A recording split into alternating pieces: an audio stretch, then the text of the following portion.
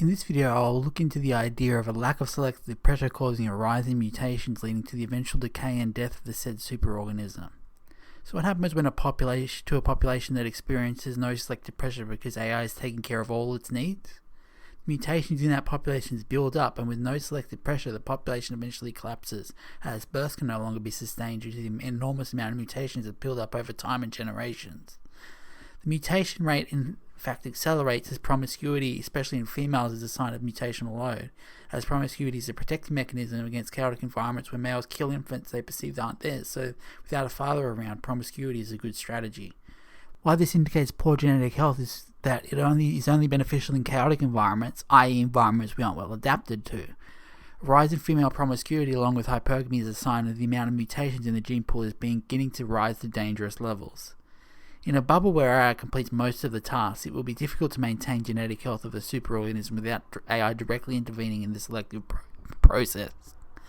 This effectively would create a human farm where people are contained by technology while technology completes most of the hard tasks.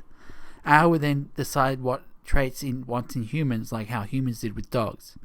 This is a better alternative than no selective pressure, as no selective pressure leads to the eventual death of the superorganism.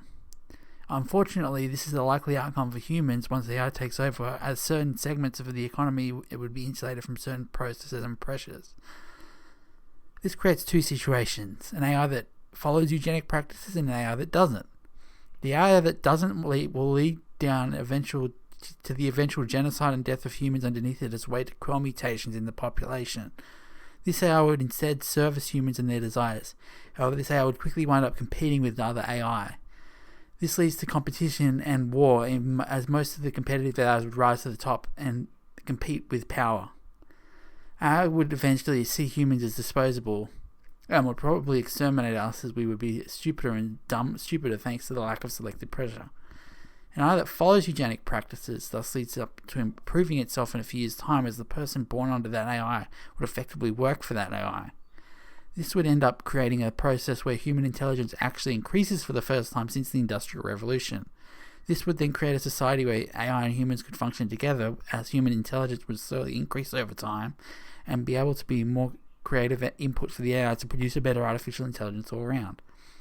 I suspect people would rather watch society burn at this point as a wake-up call for the large segments of the population, but it would definitely be easy to start implementing eugenic practices now rather than 20 years down, when everyone is a little too mutated to produce intelligence and too dumb to maintain AI, leading to a dark age where AI feeds humanity and does the basic tasks but never evolves past automation systems for large sectors of the economy.